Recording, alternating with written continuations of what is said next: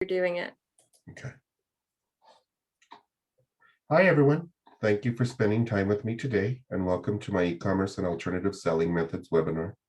My name is Christopher Garcia, and I'm the Business Development Specialist at the SBDC at UNM Valencia campus. I created this webinar based on a great article called Selling Without a Store by Tamara E. Holmes. You'll receive a copy of the art. Oh, there's the alarm saying that the webinar is starting. You'll receive a copy of the article. My contact information is on the next slide, and a PDF of the slides will be emailed to you following this presentation. You should also expect a follow-up email with links discussed in today's presentation.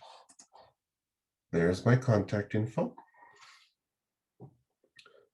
Let me see what's going on with the attendees. Sounds good. I'll leave this up for just a second.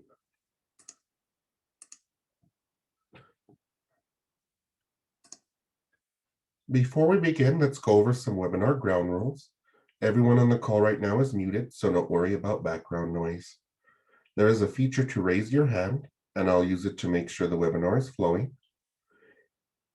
If you have any questions, please type them into the Q&A feature at the bottom of your screen, and I'll answer your questions at the end of the presentation. Each slide is numbered, so include the slide number with your question. So let's see. Let me open up my attendees.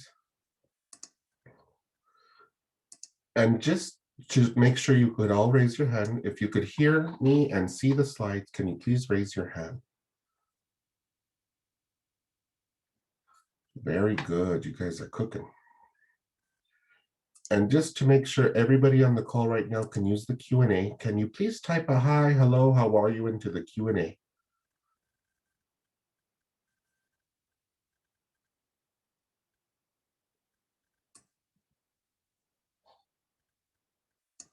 Well, not all at once now. Oh, there we go. Well, hello, Deborah. Hello, Robert. Hello, Catherine. Thank you for joining me today. I want to introduce Annalena Spetch and Leslie Everson. They are our ever so graceful webinar team, and they're going to be coordinating the webinar in the background. And this is usually the time where I tell Leslie that she is more than welcome to give a little spiel about upcoming trainings. Awesome. So thank you, Chris. I'm excited to be here today for your e-commerce alternative and selling methods. Right after this, we are going to have basic steps to starting a business in New Mexico. Another great webinar that starts, you're going to have a little quick time, but it'll start soon. Then we are also going to have Dr. Marvin Lozano. He is going to be giving us this week an update, bilingual, about financial resources during this COVID time. Also on Friday, we're going to wrap up our cybersecurity series. This is going to be organizational management, documentation development. Well, perfect. Sounds like a busy schedule this week, Leslie. It is. Perfect. And maybe I'll update that slide next. Here are the objectives and agenda for this webinar. I'll explain how the SBD can assist you, introduce you to the marketing plan, introduce methods for taking your business online or selling in another way, and provide practical resources to assist your business with an online presence. It's a lot to cover in one session, but I think everyone is up to the challenge. Here is a graphic of our center locations throughout New Mexico. The mission of the SBDC is to build skilled entrepreneurs and strong businesses by offering no-cost confidential business counseling and lower no-cost trainings like this. You'll notice a small blurb on the bottom of the slide. This is the disclaimer for one of our biggest stakeholders, the Small Business Administration. So the SBDC is not the SBA, but we are a part of the SBA's overall umbrella. Now I'm going to talk to you more about the SBDC in the next few slides. Let's talk about the services of the SBDC. We offer two major services, confidential business counseling and lower no-cost business trainings, and there are no limits to how much no-cost counseling you can receive. We have centers throughout New Mexico, so there'll be one close to you. And if you look at the graphic in the upper right-hand corner, it shows what we strive to do: renew, grow, launch, and start up small businesses. We welcome you to our statewide trainings like this one and to participate in your center's webinars and workshops. Let's see if anybody has anything. Okay, perfect. Thank you, Annalena, for sending those messages out.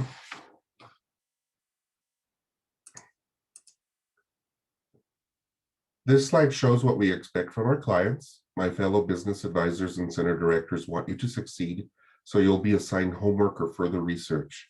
So please do the work necessary to succeed. We can't make decisions for you or offer tax or legal advice.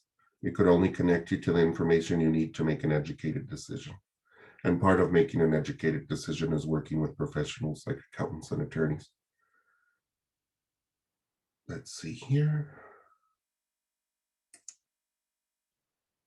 Finally, I want to remind you about important surveys we sent out as part of attending these trainings. Everyone who registered for this webinar received an email from Leslie Everson saying, in anticipation of the upcoming e-commerce and alternative selling methods webinar event you have registered for, we would like to collect some preliminary information from you. And with this information in hand, we can tailor the course material to better fit your needs. So I want to do by a raise of hands. I want to see how many of you received the survey before this webinar. Very good. God, you guys are good today. I hardly ever get that. Almost everybody done it. And please do that webinar because it's part of us receiving funding from the SBA. You'll also receive a post-event survey so you can review this webinar. So please do both. And the slide has Leslie Everson's email address on it. You could also email me. And if you didn't receive the pre or post survey, we'll be happy to send it to you again.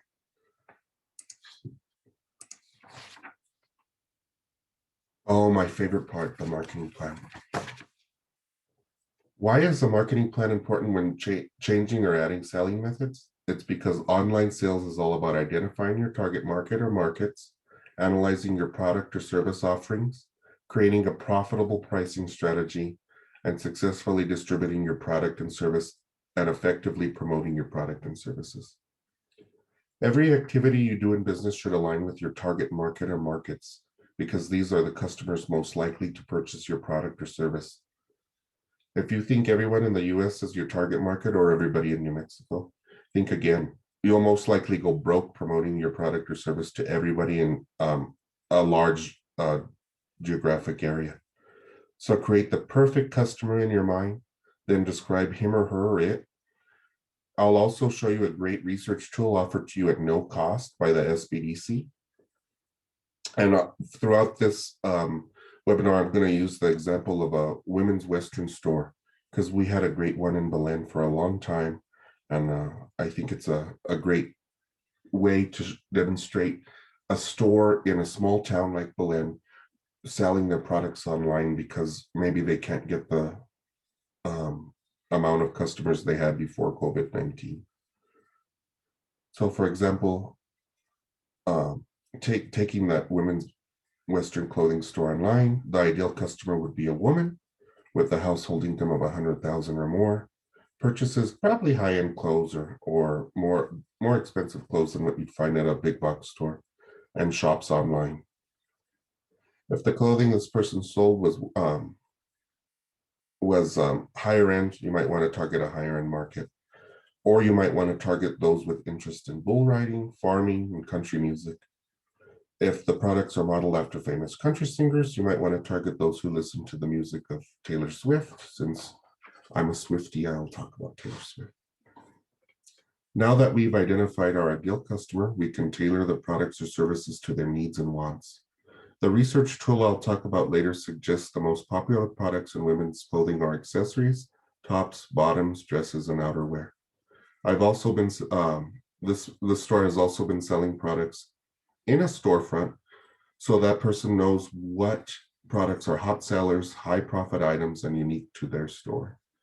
It's important to keep your online inventory lean because you are charged per posting, per photograph, and per sale. It's also very time consuming to photograph these items, write descriptions, post them online, accept orders, ship orders, and handle returns and exchanges. So choose wisely when putting your product mix online. Price is also a very important factor in online sales. You may have lower overhead when selling online, but you have other costs to think about like posting fees, payment fees, monthly subscription fees, yearly website fees, website or online store maintenance. And if you can't do that yourself, you might have to outsource it. Time for fulfilling orders, time for customer questions and emails, and time for returns and exchanges. It also entails navigating through websites, online marketplaces, and payment processors. Do you have the skills to do this, or do you need to hire someone? There may be other online sellers selling your products for more or less, so doing research on the selling price is very important. There are two common methods for setting a price: cost plus and market pricing. If you have a unique product, you can set a price by figuring the cost and adding a markup. So that's cost plus. If you sell a common product, you can research the selling price online by visiting store websites and doing some Google shopping or Amazon shopping research. This would be more of that.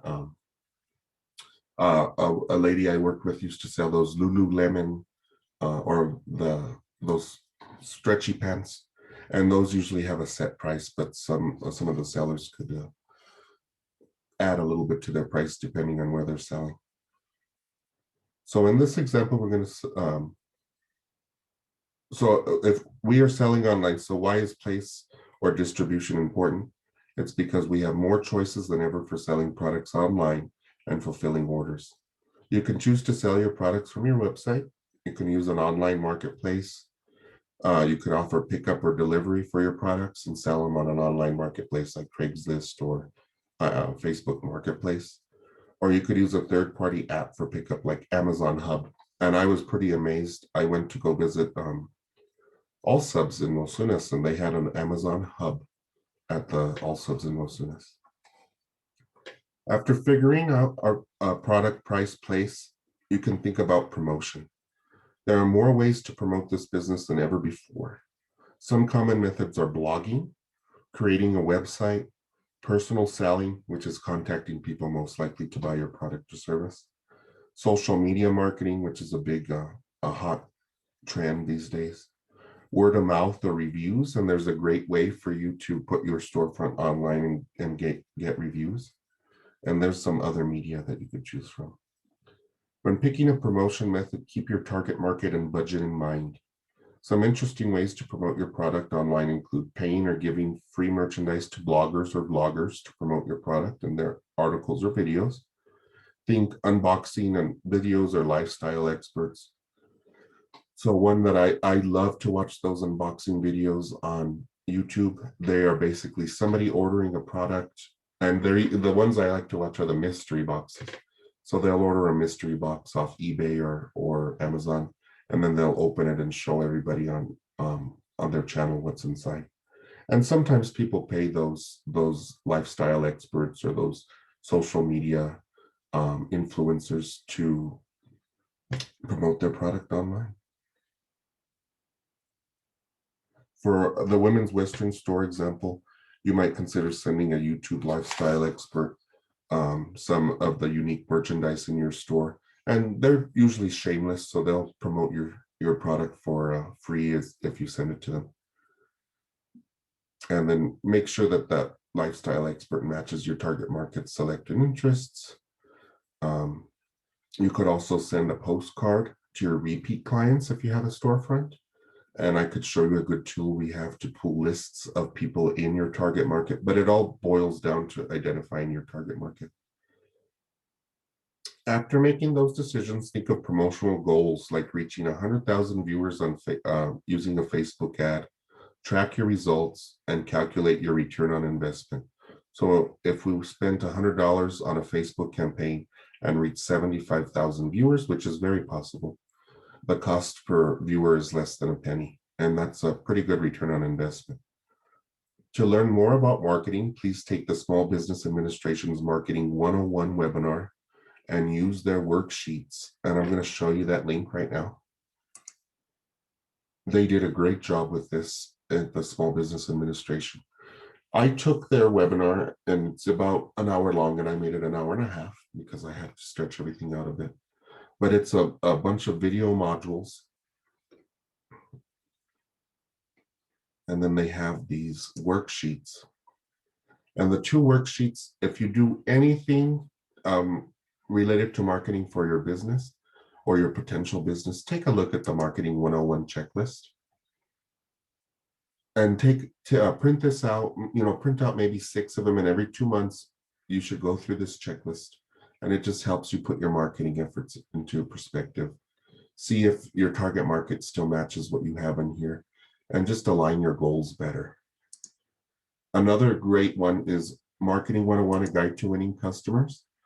And I think if you took this out once a year or twice a year, and you just sat through it and looked at each component, you define a target market, and you go through the 4 Ps I mentioned: product, price, place, and promotion.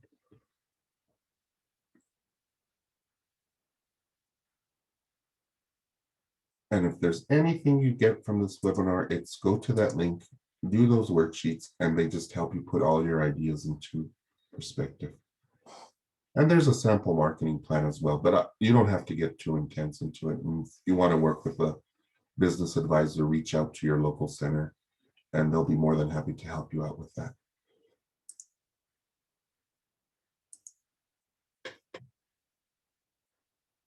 Let's talk about selling online. Many people think it's less expensive and easy to sell online, but that isn't always the case. So I want to see, by a show of hands, how many, let me lower all hands now. How many of you have a storefront now and you want to take your products online? Good idea. I see one. And I'm guessing the rest of you want to sell mainly online.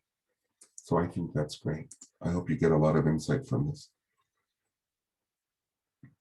You must research your options, fees, and staffing to make sure you have the time and manpower to successfully sell online.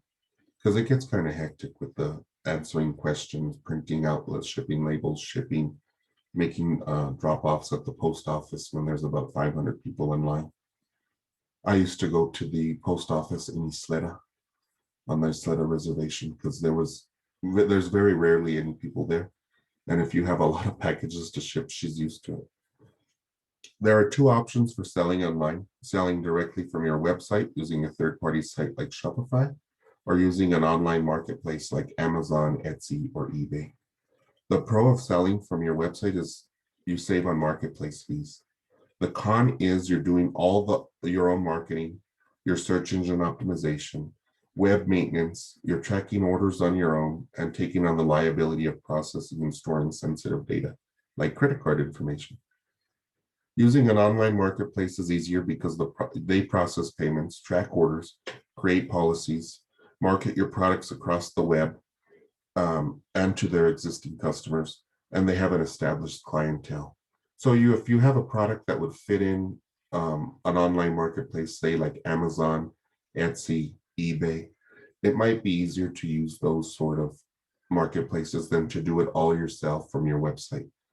If you were selling one unique product from your website, I think that would probably be a lot less hectic than if you had a whole store of items you wanted to list.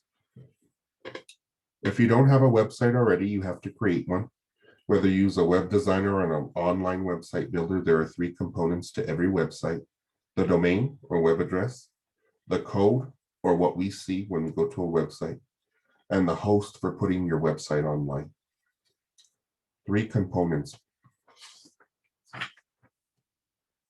They all have costs associated with them, requiring monthly or annual payment, maintaining your account, and choose your provider wisely.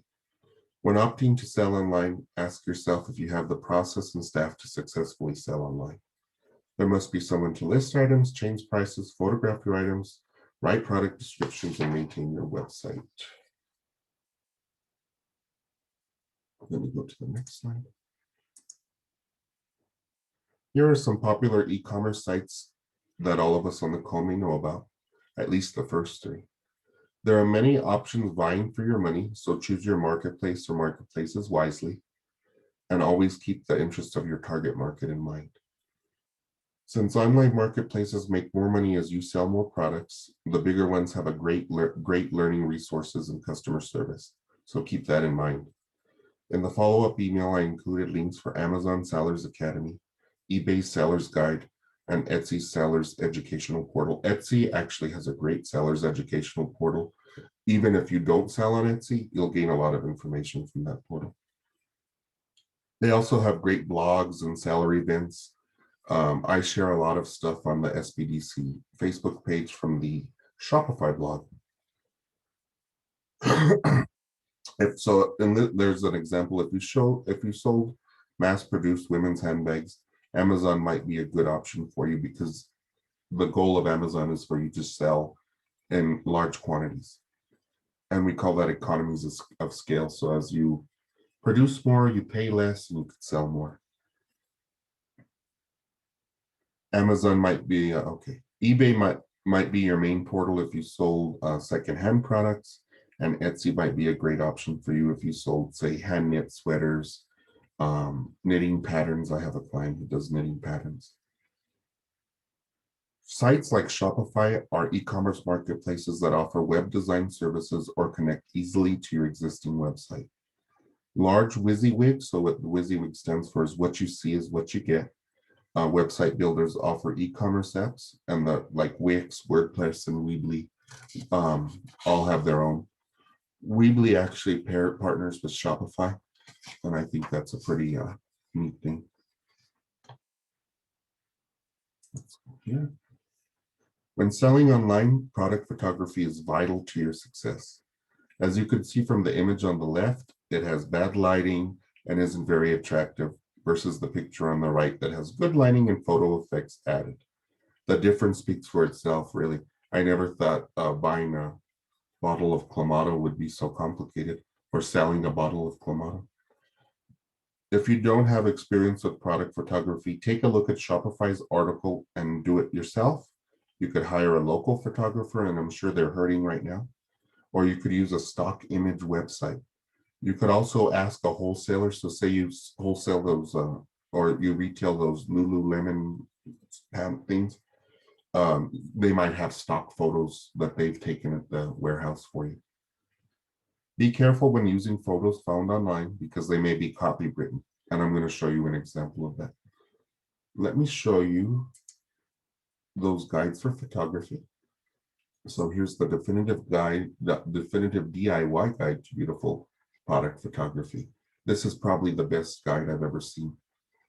And had I seen it before I bought a cool little photography backdrop, I might have just used the example of a poster board and an angle, because that was much cheaper. Let's go back to our slideshow. Here's the beginner's guide to product photography. I believe this is a Shopify article. Oh, this is a HubSpot article. And this one's a more down-to-earth article. I think those who are really, really inexperienced would get more out of this.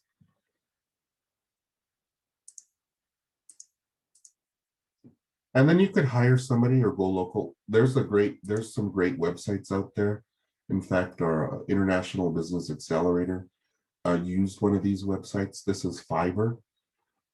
And what they do is they allow people who freelance to advertise their services in one group. So you could type in something, maybe you need a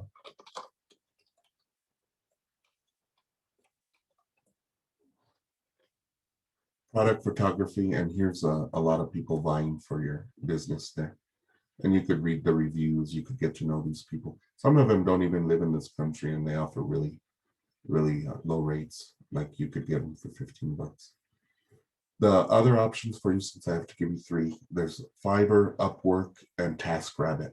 Those are three good ones. And then here's an example of a stock image website. Leslie Everson actually let me know about Adobe stock, because I haven't seen Adobe stock before, and it's probably the nicest one I've seen yet.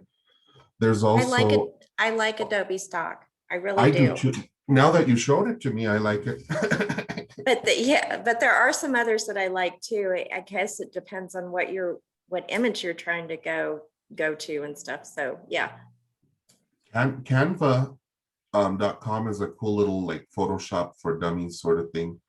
And there's our director in Provis right there. But they also offer stock images. Let me open up a blank. They offer free and stock images, which is great.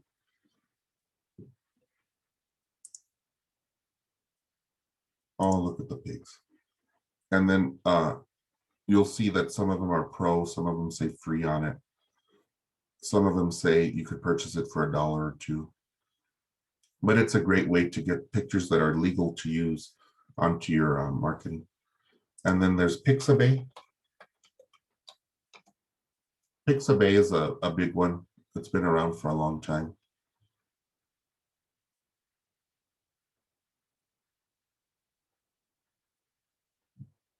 So those are your three options there. There's a lot more too.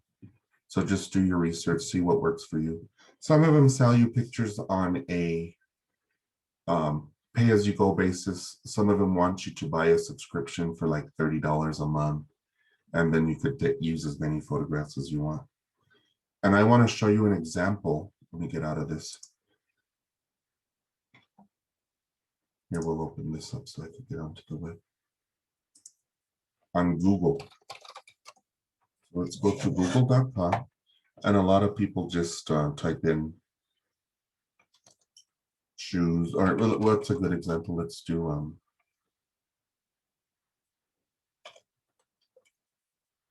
Clamato, since that was our little photograph example. So if say I wanted to sell this, maybe I thought it was a big seller in my area. I wanted to just pull an image off the web. That's a no-no. Somebody could go after you, especially if you're publishing it online. So what you want to go to is tools, usage rights, and the only images that you could use without a license are Creative Commons licenses. And they're usually pretty ugly pictures because they don't have a copyright on it. So just be aware that the photographs that you put on a website need to be original, or you need to purchase them. Let's go back to our slideshow.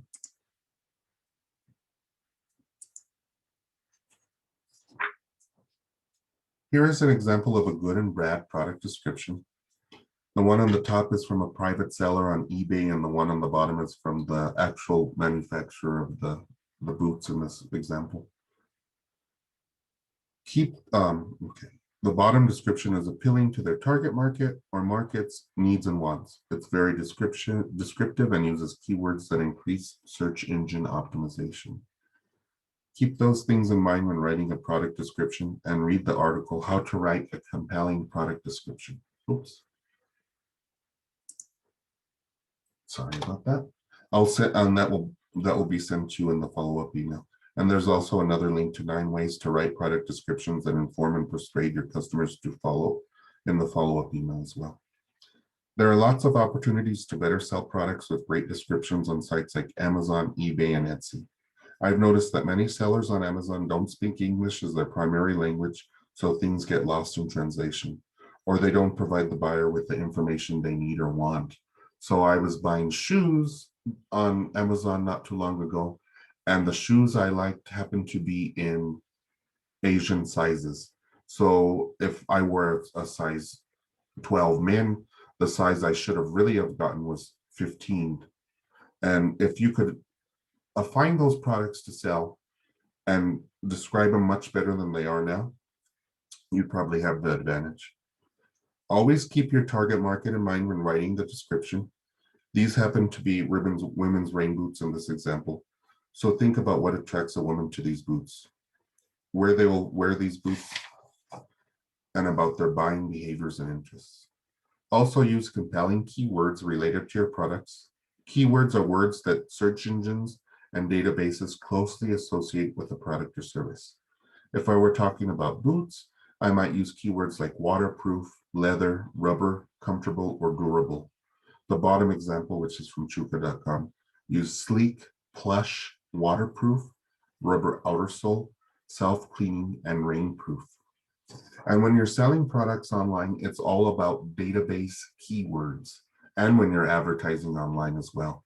So think of those words that most closely associate with your product or service and resonate with your target market. You could also use Google, and Google has a cool search engine where they go by hot key terms, what products are selling hot online, and I might show you that at the end. So in the article by Tamara E. Holmes, she goes into pop-up shops and flea markets, and I group these together because they're quite similar. One's just high-end and one's the flea market. Now that we talked about online selling, let's discuss pop-up shops and flea markets. I group these together because they have many of the same requirements. They just cater to two different markets. Pop-ups cater to high-end markets, and flea markets cater to a more general audience. Pop-up shops are a lot of work and take lots of planning because you have to follow state, municipal, and county licensing requirements. You have to get proper inspections, purchase insurance, which is optional but vital, and it takes a lot of research and planning.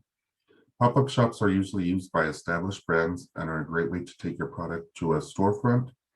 So test your product's viability for a storefront, test a new product bundle, or test a new location or demographic. Let's take a deeper dive into permitting and licensing by looking at the SBDC at UNM Valencia's Quick Start Guide. Let me open that up.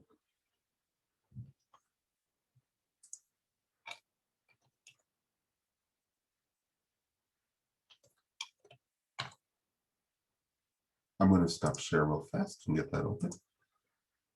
If you have any questions right now, or you want to make a comment, go right ahead.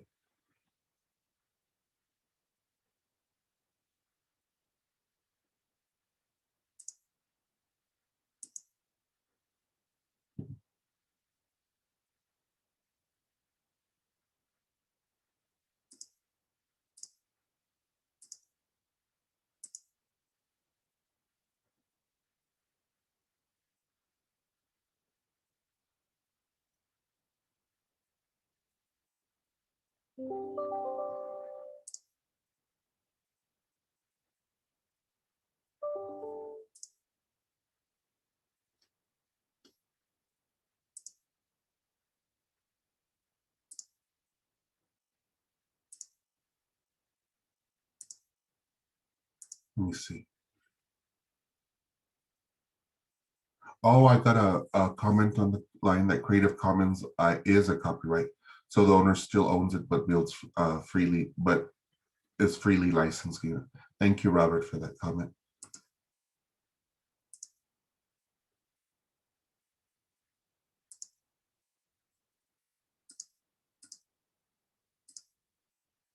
So they still own it, but they're giving it to you for free, so take advantage. So here's the quick start sheet for my area, which is Socorro County, Valencia County, and some of Torrance County. So I want to just go into the permitting process. So if you're selling online, typically you don't even go through any of this, but it's something to think about and take a look at and definitely discuss with an accountant. So sometimes you want to create a corporation. If you want to create something like an LLC, or say you want to register the name of your business with the Secretary of State's office, which you could only do by creating a corporation. You could also reserve it for 125 days at a time, but that's not very, it's not a very good thing to do. You got to go to the Secretary of State's office and they do all their stuff online. You need a federal employer identification number. And this is kind of getting you separated from that business a little bit as well. And you could open up a bank account under the business name. Federal employer ID numbers are free to apply for. You apply at the IRS, and it's just a 12-step little application process, and you get it immediately. But you have to go in that order. Corporations division at the Secretary of State's office, federal employer ID. Then even if you use a marketplace that collects gross receipts tax for you, you still have to register for a gross receipts tax ID number. and you have to file your gross receipts tax reports on a monthly or quarterly basis. It's free to apply for a gross receipts tax ID number, and you could do that at the New Mexico Tax and Revenue website, which is tap.state.nm.us. And that sometimes takes up to 2 weeks to get. So if you're wanting to start a pop-up shop or go into a flea market, some of them do require you have a business license. And these are really the steps in starting a corporation and getting a business license. You can't get a business license anywhere without your gross receipts tax ID. Then you go to the municipal office or the county office where you want to sell your products, have a pop-up shop. So say I have a storefront in Belen, but I want to do a pop-up shop in Los Lunas. I would have to get a temporary or a full year business license in that area. And Los Lunas happens to be pretty reasonable. Some of them go up. In Mountain Air, I don't think they even ask you to pay that. They just ask you what your gross receipts tax ID number is. And the regulations in most municipalities or counties for temporary business permits were created in the 1910s and 20s and govern businesses like revivals, traveling carnivals and circuses, and door-to-door salespeople. So this goes to show how long it's been since most places thought about mobile commerce. This means government hasn't caught up with commerce, so you must create an effective working relationship with the local government in your chosen area. And you have to use a commercial piece of property. And in order to get a business license in that area, so say you wanted to do a pop-up shop on a piece of commercial property in Bosque Farms, New Mexico, you would have to get a lease from the person who owns that piece of commercial property. And they would have to include in that lease that you have the ability to operate a business in that area, or else the clerk's office will not issue a business license. So keep those things in mind. Same thing as if you rent a home, say you wanted to start an LLC to sell your products online, excuse me, you would have to do the same sort of thing, same process. You would have to have a lease from your landlord with terminology in there that specifically states you could operate a business. And then I wanted to go back to the slideshow.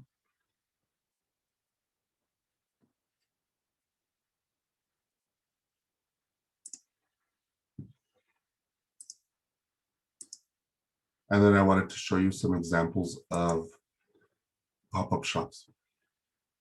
So if you're in the Albuquerque metro area, we have this storefront that pops up during Halloween time.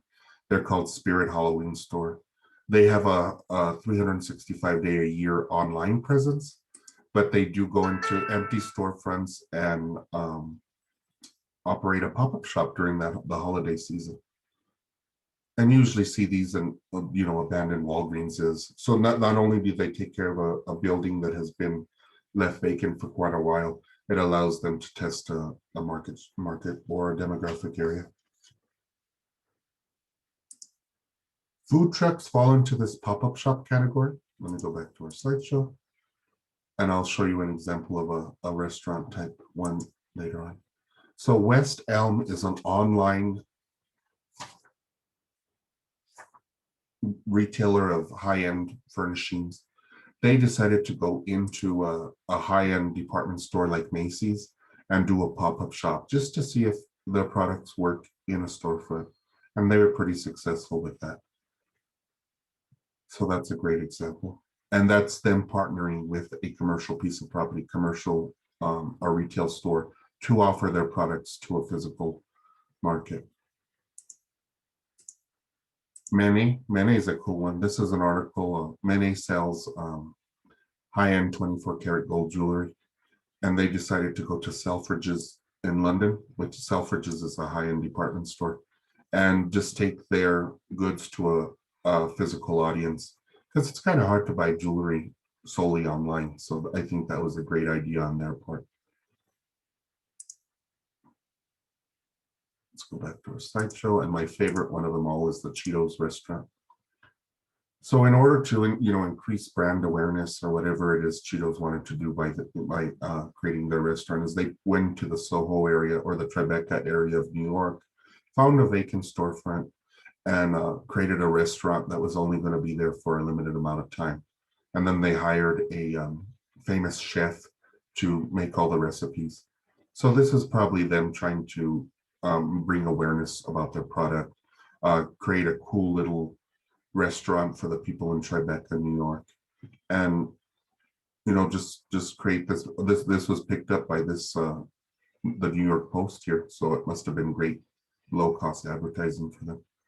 But they would have had to go to the municipal area, get a business license, get this building inspected, go to in our case, we would go to the New Mexico Environment Department, and we would have to get them to inspect, and we'd have to get a license to serve food. And if they're frying things, they would have to have special things in there, like a special dance. So there's a lot to think about when doing these pop-ups. Let's go back to our slideshow. Next, I want to talk to you all about food trucks. Just like with pop-up shops, food trucks and food carts are permitting intensive and require great logistics skills. In order to operate a food truck, you need to be in compliance with the New Mexico Department of Health as a mobile kitchen, and this requires using a commercial kitchen as a commissary. This is what gets people caught up most of the time. So what that is you use a commercial kitchen, and there's a lot of commercial kitchens that have popped up just for food trucks, like the Mixing Bowl in Albuquerque. In Socorro, we have a community kitchen now. Churches might offer this service if they have a commercial kitchen. After that, you have to find a commercial space to park your food truck. This means contracting with the property owners or managers and creating a contract to lease the space and consistently parking in that area. You should also consider a location with lots of traffic and a high concentration of your target market. This type of distribution is great for testing a new product for an established brand or testing a location for a new business. It's important to make a good working relationship with your chosen area's planning and zoning department, because they could make or break a business idea. I mentioned target market earlier, and you need to draw awareness to your new business, and this means promotion. How are you going to reach your target market, especially if you're in more than one location? Do you need a website, social media? Do you need to do a postcard mailing? It depends on the market research you do in your target markets that you serve. For example, there's 3 examples here. Sanchez Taco, I see this. This is right down they park right down the road from my house at an old gas station that has the pumps removed, but they have a nice little canopy over it. And they have a website, and this is really cool because you could look at their menu on the website. So even though they're a mobile establishment, they usually only pop up 3 or 4 days a week. They still have a presence online 365 days a year. And I think that's very progressive. Here's a food truck that serves this area, and they do waffles. And they have they're solely on Facebook, and that's perfectly fine as well. As long as you have an online presence where people actually could know you, contact you. I think that makes your business more legitimate and helps you with sales and brand awareness. And you could tell people if you're closed, if you're not going to be there on the holidays. It's a great way to really get that information out to your loyal customers. And then the third example is Crazy Dave's, and they sell hamburgers, American food, and they're solely online as well, solely on Facebook. And I think, that's a great idea. As long as you have a presence, your market, this hasn't been updated in quite a while. So as long as you're updating things, you're putting current information, I think you're pretty good.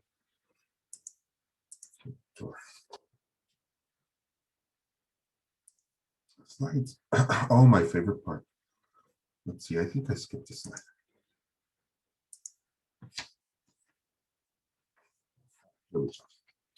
I talked about these tools in the previous slide, so I want to demonstrate them for you so you can see how helpful they can be. And it's one of my favorite things to do, so let's do that. So as an an SBDC client, let me see what's in the chat.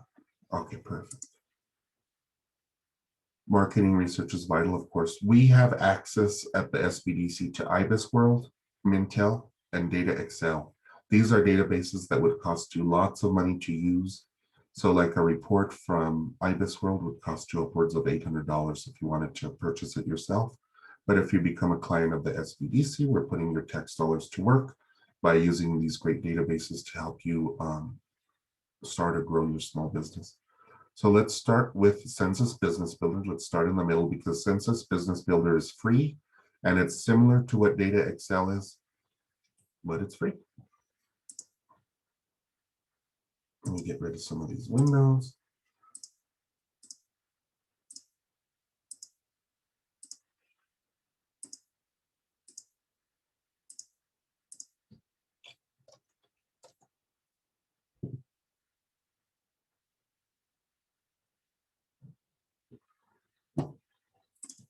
The library takes a while to load, so I'm going to load that one.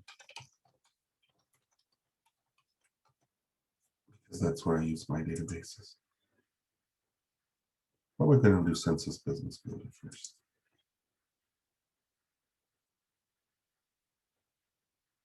And there will be a link to this tool, so don't worry too much about getting the web address right now. So say I wanted to be a food truck, and we're going to use food truck as an example. I could use these standard little buttons they have here. Let me reload so you can see them again. So they have standard NAICS codes or NIAC codes, however you want to call them. They are 6 or 7 digit codes that the government uses to group industries together. And this is how research for business is usually done. So they have some standard ones here. Retail, food service are the big ones. If you have a business that doesn't fit into these categories, reach out to your SBDC advisor and they could help you find a code that meets your needs. This example, we'll do food trucks and we'll do Los Lunas, New Mexico. The village of Los Lunas, because that's where I'm at. And you could go to a map and you could explore different business related census data on that map. Or you could create the report. And I'm more of a read it and learn type of person than a look and learn type of person. So let's create this report. It tells you about your customers, businesses like yours, and my favorite of them all, consumer spending. So if you were looking, say for a food truck, you wanted to see, I make, I wish somebody would come and serve Middle Eastern food like gyros or shawarmas, but because we don't have a place like that in Los Lunas. But you could start to look at the demographic information and see if that might be a possibility for you or your restaurant. There's the demographic information there.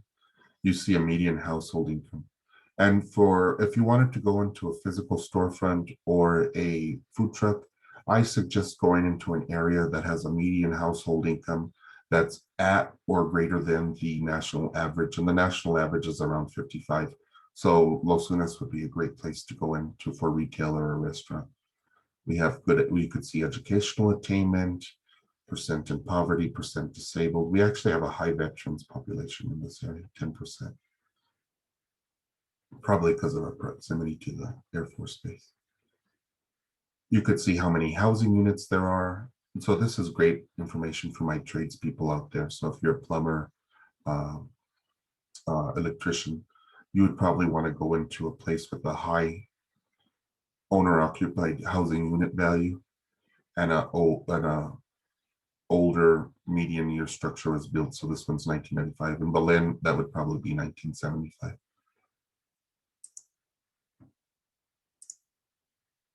And then you could see stats for businesses like yours. There's 75 it looks like 75 food trucks or 75 buildings that offer that service for them.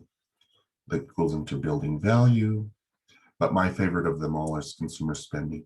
So if I sold something online, if I wanted to start a food truck, I could go to this and I could look at what different communities have to offer. So say I'm selling breakfast. Here, the average household per year spends $293.65 on breakfast away from the home. I could compare that, say, to, let's go back, Santa Fe, New Mexico.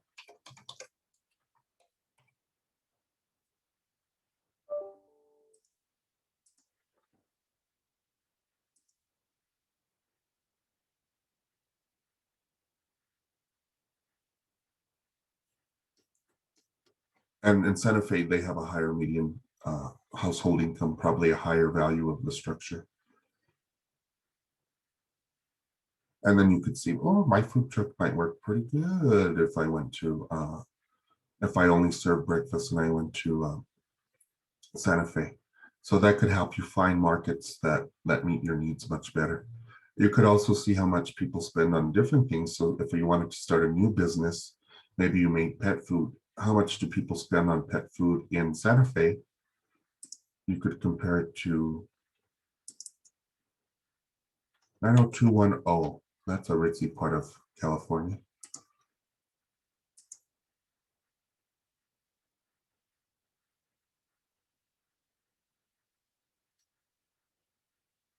Median household income's way higher. The value of a housing unit's probably way higher. And let's see how much people spend on pet food in Beverly Hills, double of what they spend in Santa Fe. So if you sold a product online, maybe you sold pet food online, you could do a Facebook ad that targeted people in the zip code. Maybe you sold a higher end pet food, like that Blue Buffalo, or Rachel Ray has a pet food now. That might be a great zip code to target for something like that. You could see how much people spend on PC repair. The funny one for me is they have dating services. In fact, let me see how much they spend in Beverly Hills. $1.82 compared to, this is Santa Fe, 71 cents compared to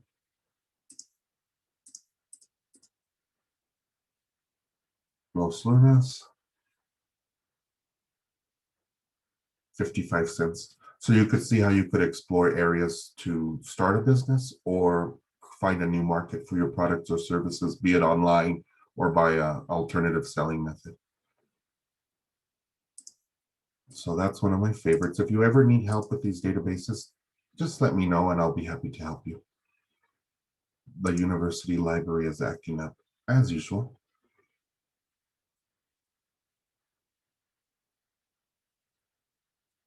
And I want to show you Data Excel and IBIS World and Mintel Marketing.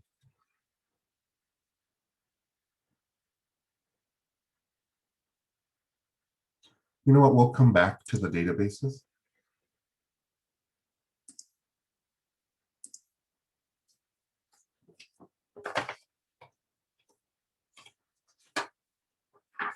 And now I want to talk to you about using social media as a sales and marketing tool.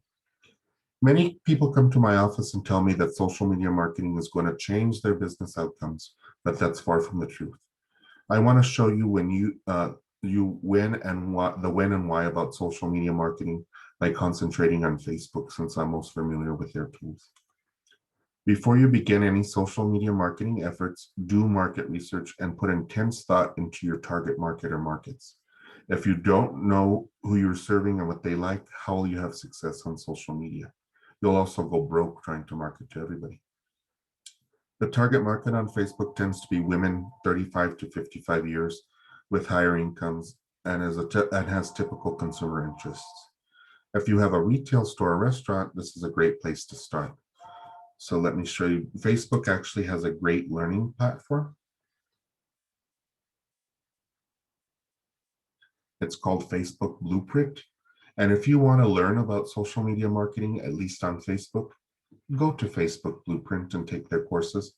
Let's see how many lessons there are. 6 lessons. It's well worth your time. When you dive into social media marketing platform, think about using their paid advertising services and learn how to use them. And this is a great way to learn. Let me demonstrate a little bit on our center's Facebook page. Let me stop share for just a second.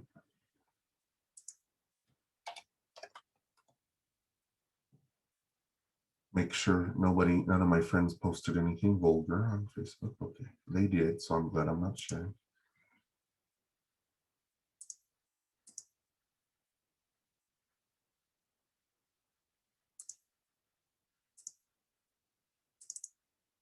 So here's the Losuna Small Business Development Center's Facebook page.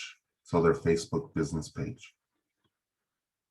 What you want to do here when you're looking for something to advertise, say this was one of your advertisements for a product or service. I usually post it and see how much people I could reach just by posting it online.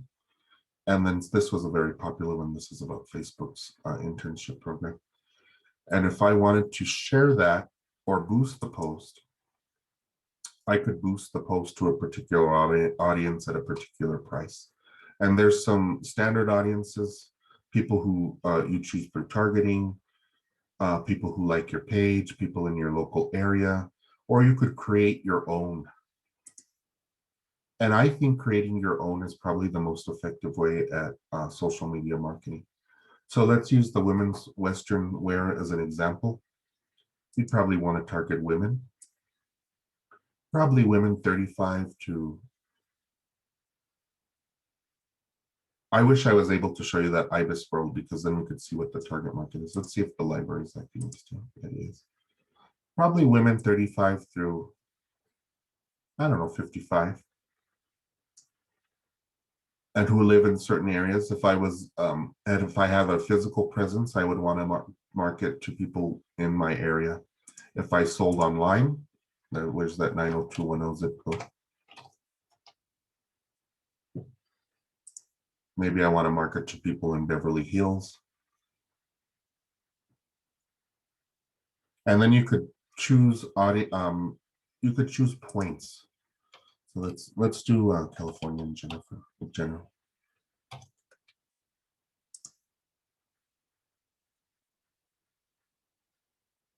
Perfect.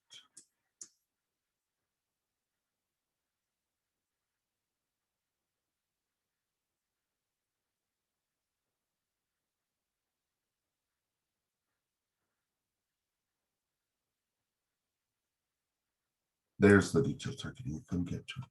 So the detailed targeting is very important. So for women's clothing, it's usually women with household incomes of 100,000. So you'd probably want to target those in the top 5 or 10% of incomes here. You could have people with an interest in women's clothing. That would probably be a very effective way for you to target these people.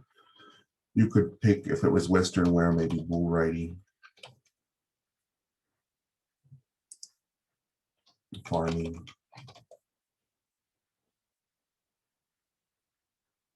country music.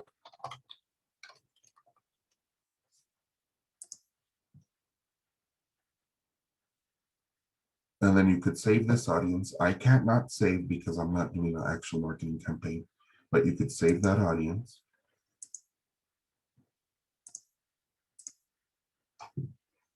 We'll choose wealthy homeowners for this example. This might be I'm a plumber, or I do custom window coverings. I might want to target the wealthy homeowners in my area. You could pick a duration. So you pick usually, I think you have to do a minimum of 3 days, but we'll do 5 days in this example. And you could set a budget. The more you spend, the more people you're going to reach. Because if you look to the right, as I increase the budget, you could see more people reached, more people engaging in your posts. If I was an online brand, not very well known, I might want to put in a small budget. You could put in a small budget. And if you know you have to sell at least 15 items a day to make your money on that day, you could probably choose a lower budget and make sure you have at least 12 to 39 engagements. So that engagements mean people are clicking your link and going to your website, or clicking that link that says call me now. And reach just means this is the amount of people that saw your advertisement while flipping through Facebook. Another great way to advertise on Facebook is to join groups.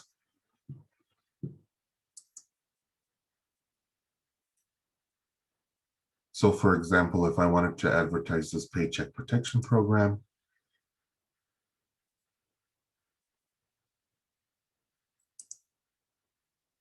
I could share to a group. And I could join groups as a page, or I could change who's sharing to be. And I could, maybe I want to share to the Greater Berlin Chamber of Commerce members group. I could include my original post, and then I could post that in that particular group because I think the Berlin Chamber of Commerce would really benefit from that. Let me find one that I've shared to a group and you could see the difference. So this had one share. This was a webinar that PTAC was offering. I shared it to one group, or one person shared my post. The Grants SBDC shared this post and I got 26 people reached. So that's about double of what I usually get, which is about 9 to 15. So there's a free way for you to do some social media marketing, and then there's the paid way. Let me look for one that's been shared multiple times. So here's 4 shares, 71 people. The more people share things, the better reach you get. The more people click on your posts.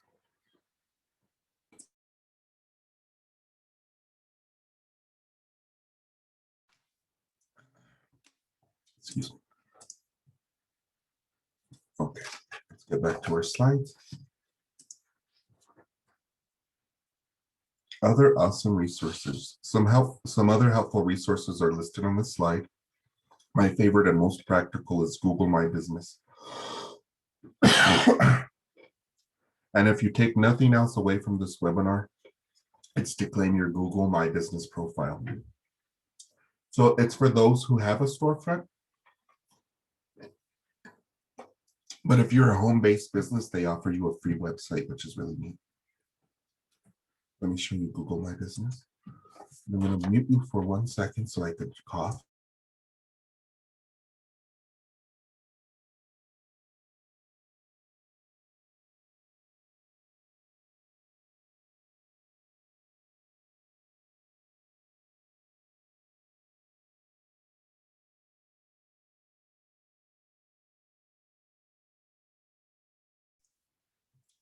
Okay, so it's google.com/business to get there. I'll send that link out in the follow-up email, so don't worry. And what it is it's a free service from Google, and they allow you to claim your business profile. So this happens to be Chicago Music Exchange in that example. And it allows you to mess around with the images, the store hours, the location. If you don't have a location, you could have a service area.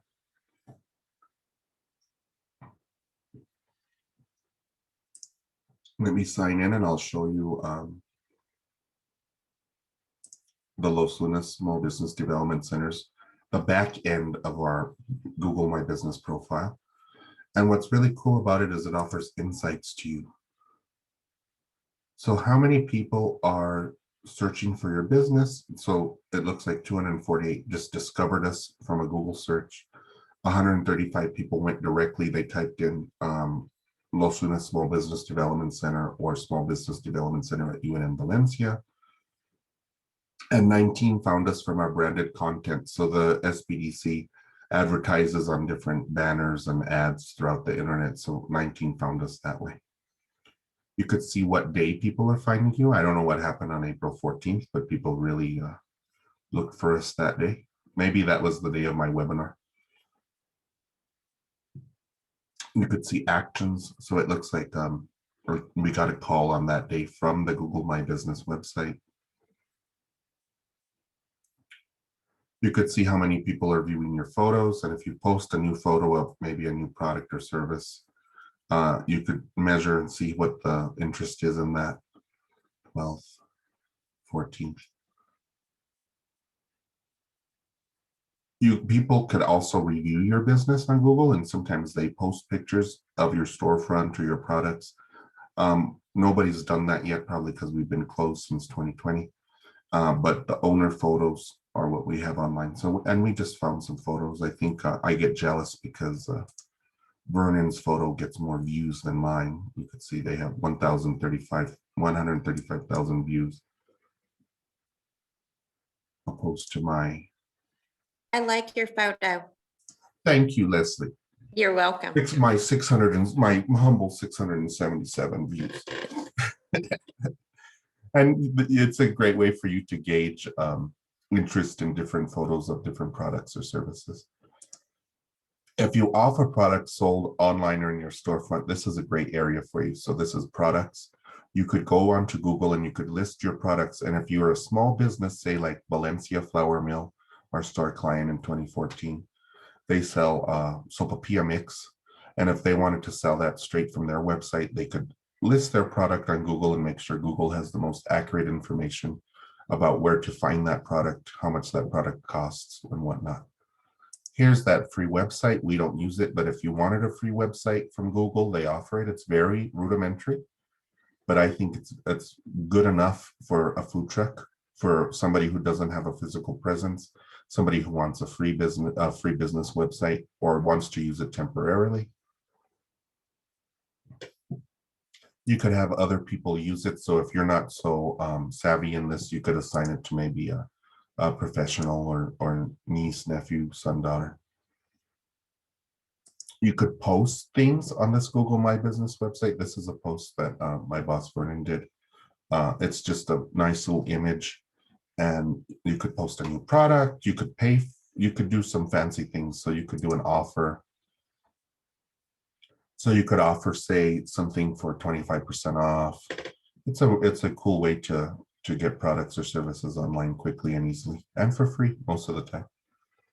You could get reviews. This is a great way to get reviews for your business if you don't have a website yourself where you're getting reviews.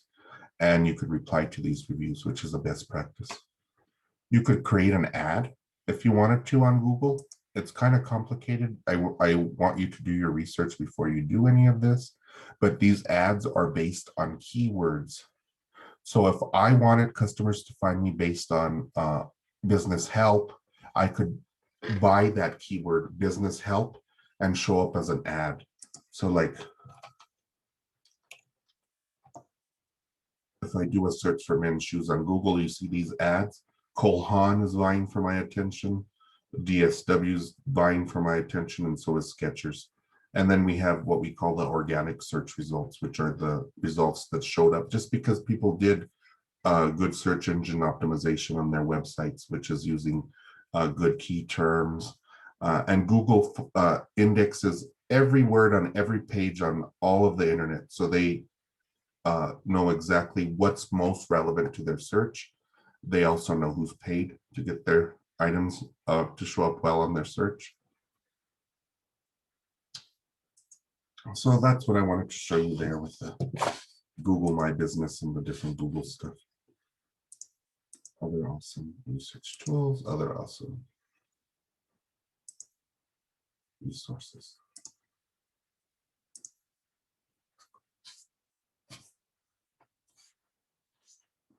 And then I have Social Media Examiner, and that's a video blog or a vlog that features social media market experts, and they give great advice. New Mexico Internet Entrepreneurs is a great Facebook group created by Barb Tomlin as a forum for New Mexico Internet entrepreneurs to connect, get helpful tips, and post ideas. The NMSBDC and SBA websites have numerous free learning opportunities, useful articles, and great documents, so please visit their website.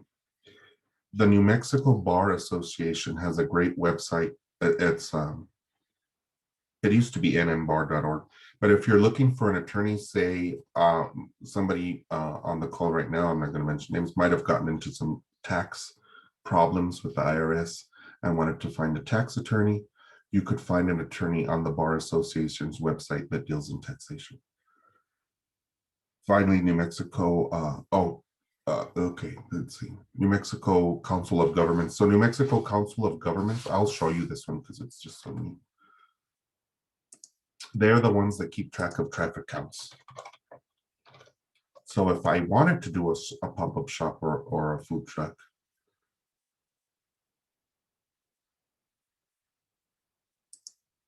quasi-government regional planning.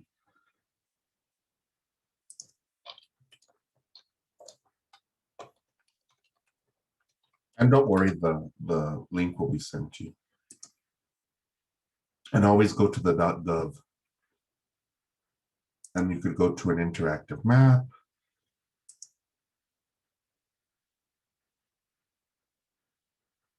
And let's use Belen as an example because I love Belen. I love.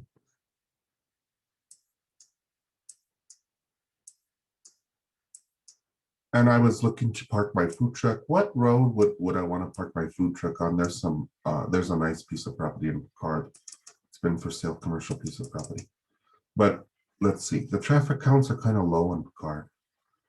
So they have average weekday and average daily traffic counts, and they go back to the most recent is 2018. So only about 309 people are passing that road on the average weekday. Say I wanted to rent that nice little piece of property right by McDonald's on Main Street right here. Maybe no, it's a little down further. Before Church Street, it's probably this stretch of road right here. You could see the average weekday traffic counts 18,178 people. And if I was in a pop-up shop, flea market, there's actually a flea market just up the road in Belen. That would be a great place for me to position my business. Same thing with River Road or Rankin Road. Probably has a lot of traffic counts. This is a little finicky of a system, so gotta bear with it a bit, but it works eventually, let me tell you. There we go, about 17,000 people pass that stretch of Rankin every day. So those would be two great places to start a business, retail type business or restaurant in Belen, New Mexico. And you could do that for almost all of New Mexico. Some parts of New Mexico don't have as much information as others. Since this is a COVID-19 webinar, I wanted to show you some of the most accurate and up-to-date resources for getting information for businesses on COVID-19. The first link is to the New Mexico Department of Health's guidance for employers. The second link is for New Mexico Safe Certified program. This is a free interactive learning module about how businesses should operate during COVID-19 restrictions, especially food-based businesses. The third link is OSHA's publication on employer COVID safe practices. The fourth link is information about COVID-19 from the Center for Disease Control and Prevention. The fifth link, and the most important in my view, especially if you have employees, is an article by the EEOC called What You Should Know About COVID-19, the ADA, which is the Americans with Disability Act, the Rehabilitation Act, and other EEO laws, which is equal employment laws. We are in an ever more litigious society, so this is a must read for everyone on the call today. Finally, the sixth link is for newmexico.gov, where you can find the most up-to-date state information related to COVID-19, as well as the lending and grant opportunities. And don't forget to visit our website as well. And I'm going to send out a great link to from our partners at Comply Right. And since we're talking about, employee issues in this slide, Comply Right has a lot of great guidance on COVID-19 and employees, because they help people do employee type stuff. Let me take a look at the chat real fast.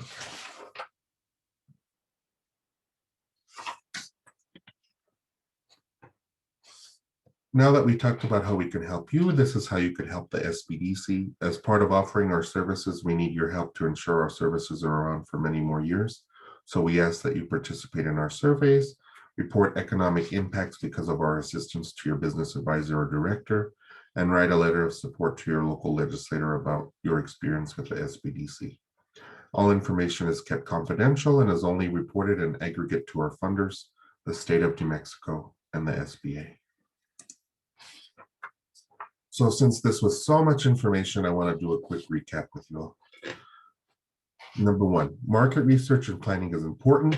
You now have the resources you need to make better educated marketing decisions. So take an hour each month to use the SBA marketing plan template to make a plan.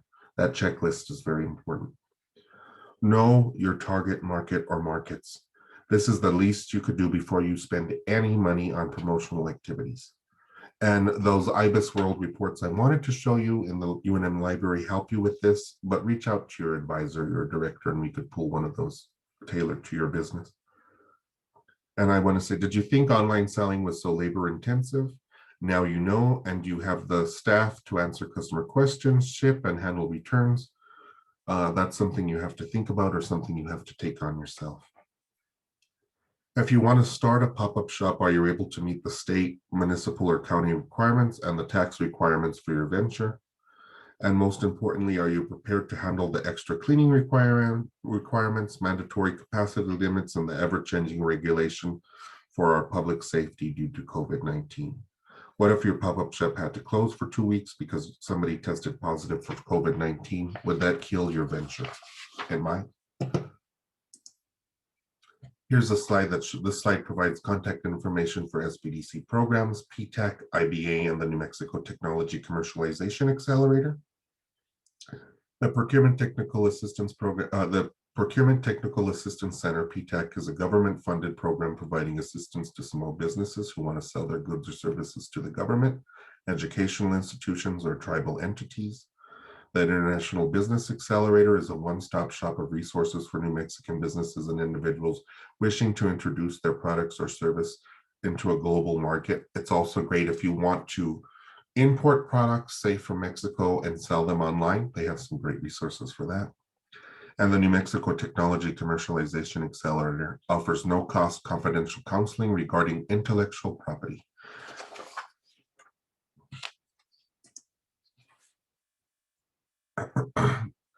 This slide continues the list of small business resource partners: SCORE, which is the Service Corps of Retired Executives; WEST, otherwise known as the Women's Business Center Program; and VBOC, which is the Veterans Business Outreach Center.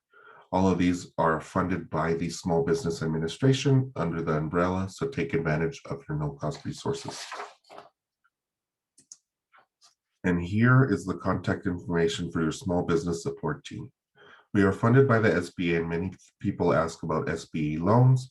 So here's a link to the SBA resource guide. We used to print these guides out, and they're really good. Now they're only offered online. If you want more information about Small Business Administration loan guarantees, this is the guide to it. And on page 27, here are the list of all the SBA lenders in New Mexico, listed by municipality. If those of you on the, I see most of you on the call right now aren't in business yet.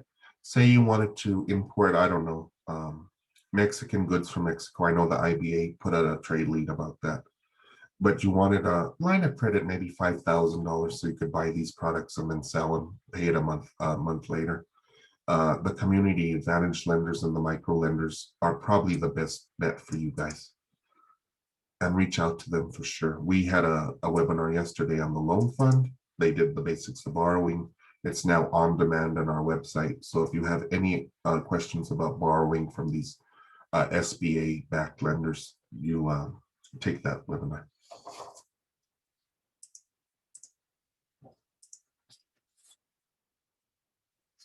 Okay, that's the end of our slide presentation. I'm going to go into the Q&A, see what we have as questions, and maybe if we have time, I'll demonstrate that IBIS one. Oh, well, thank you, Robert. Thank you for spending time with us today.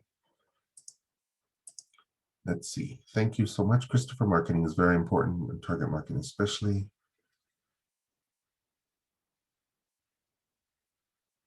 Oh, okay, Mark. I'd love to make an appointment with you. Yeah, just reach out to my center. I'm going to chat over my, I think, let me go back to the first slide. My email address is on that first slide or the second slide. You reach out to me if you ever want to meet with me. I'm happy to do it. I'm about 2 weeks out, so bear with me.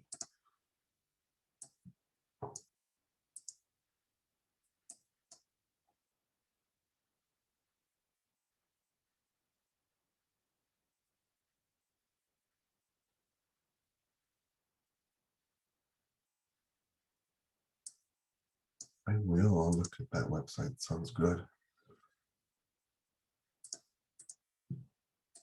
Okay. I'm going to go into the attendee area, and if you want to ask me a question and speak, just raise your hand and I'll allow you to speak.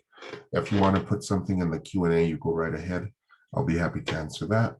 And since I'm here with you for another 10 minutes, so I'm happy to answer any questions. And since we do have time, let me see if the library website is acting up.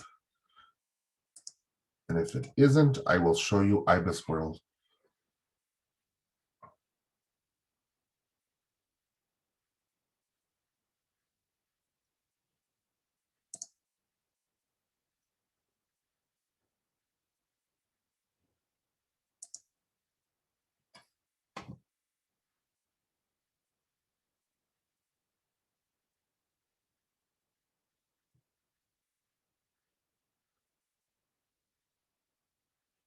I don't know, Annalena, unless I don't know, we're gonna have to punish that library somehow. Maybe we'll check out a book and not return I think I have a library book that I need to return here. it. Oftentimes, your local library has access to databases like IBIS World and Reference USA. So make sure to stop at your local library. They're a great resource for business planning. They Yeah, also and have if a, anybody, oh, sorry, Chris, I was just gonna say, if anybody needs the information on their local center too, they can email me and I'll be glad to get them the information on that. okay, sounds good. Thank you, Leslie. I just wanted to shout out the libraries as Launchpad program uh, from a fellow Anderson School of Management alum. Uh, so if you're interested in growing your business through a local library, check and see if they offer the libraries as Launchpad program, because that is a great program. And that's Alice Loy.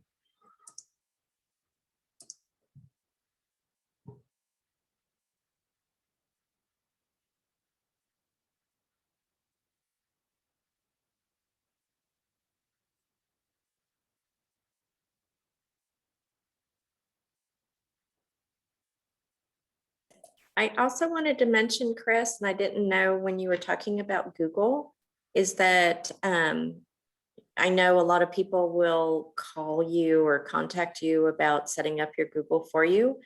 But from what I understand, that's all, you can do that yourself and it's all free for you to set up. That's correct, Leslie. Thank you for bringing that up. It's google.com/business. And they pretty much walk you through it. But if you ever need help with that, just contact one of the SBA staff or the SBDC staff, and we'll be happy to walk you through that as well.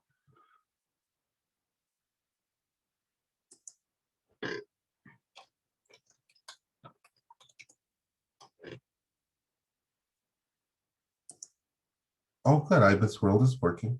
And what these reports are is the reports put together by economists, and they help people make better educated investment decisions.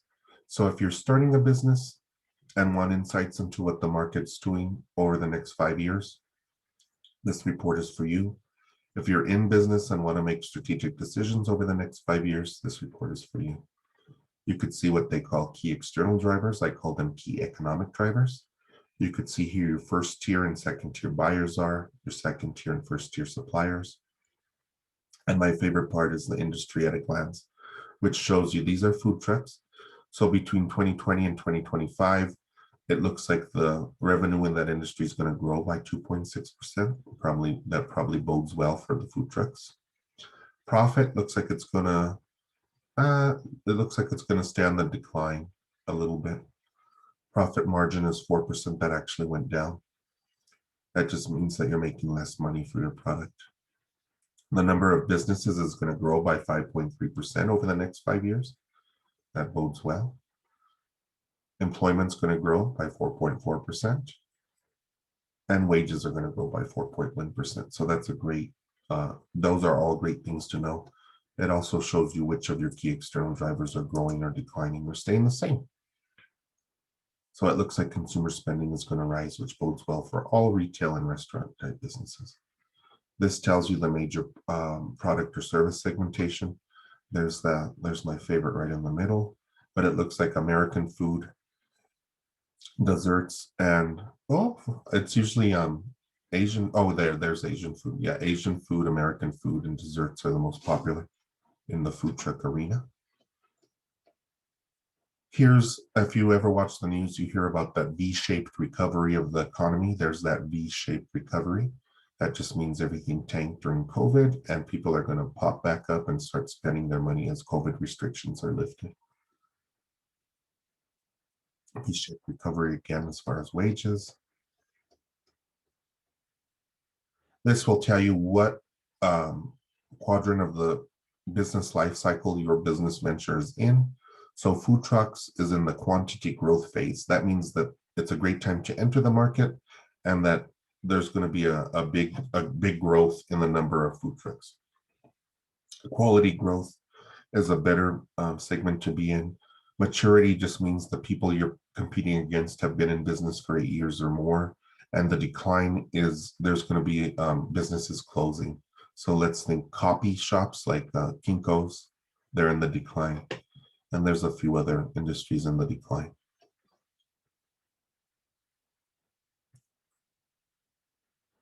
This is another product and service segmentation. And what I'm looking for here is your target markets. And we talked a lot about marketing. So if you wanted to target a market, this will give you great insights. You probably want to target people 25 to 44 in higher incomes. And this just gives you more insight into the target market. The concentration of food trucks in New Mexico is low. It's high in California, Texas, Florida, and New York.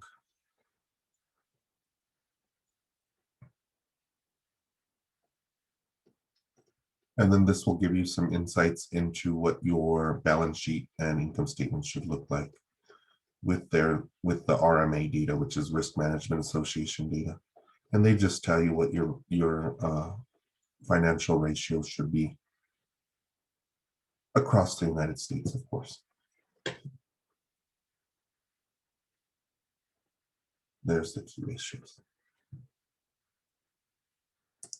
Perfect. And since we have some more time, I will show you Data Excel or Reference USA. They just changed their name, same database.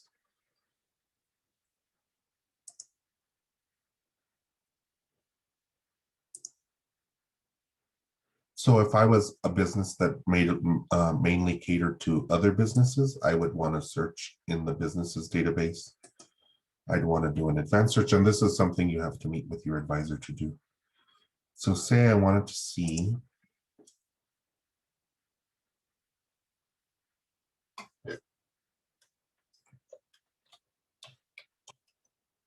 maybe I provided some sort of accounting assistance to accountants. I could see how many accountants there are in a city, state, zip code, radius from a business. So let's use an example of New Mexico. Maybe I sell something online to accountants. I only want one professional, or maybe I want to send out a postcard to all these accountants. I only want to do business with those accountants with excellent or very good credit. And I could pull a list right here of those accountants with their names, business names, addresses, and phone numbers. This is how those telemarketers get our phone numbers, by the way. They buy these lists from places like Data Excel. And the only way you could legally call somebody or email them is by purchasing the list from Data Excel. You could send them a letter if you want to, that's just like the white pages for free. So that's that postcard mailing I mentioned earlier. If we go back, and we're most of us on the call right now are probably retail type businesses.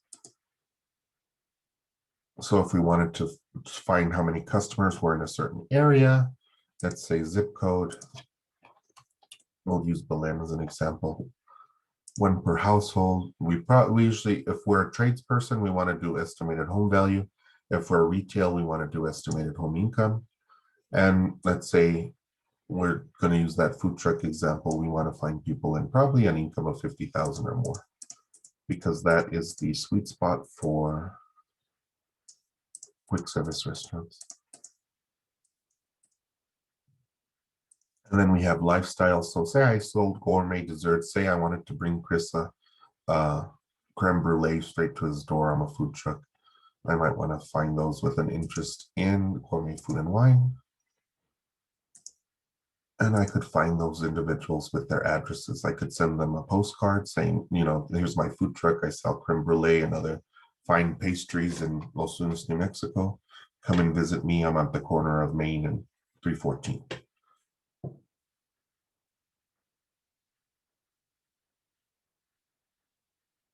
And then this also helps you get an idea of how many people are in your target market in a certain area. So I see we're right at time. I don't see any questions in the Q&A. I want to thank you again for spending time with me today. I had a lot of fun doing this. Please reach out to your local advisor or center director, and we'd be happy to assist you further. And attend our upcoming webinars, of course, or our on-demand. Is there anything you wanted to say in closing, Annalena or Leslie? Well, can you see me? I'm kind of sitting down a little bit. Just want to remind everyone, if they'd like to join us in just a little bit, we have basic steps to starting a business in New Mexico. So I'm excited. Go grab your coffee or an early lunch and come join us for that too. Thank you, guys. It's always nice to have you guys on the call with us.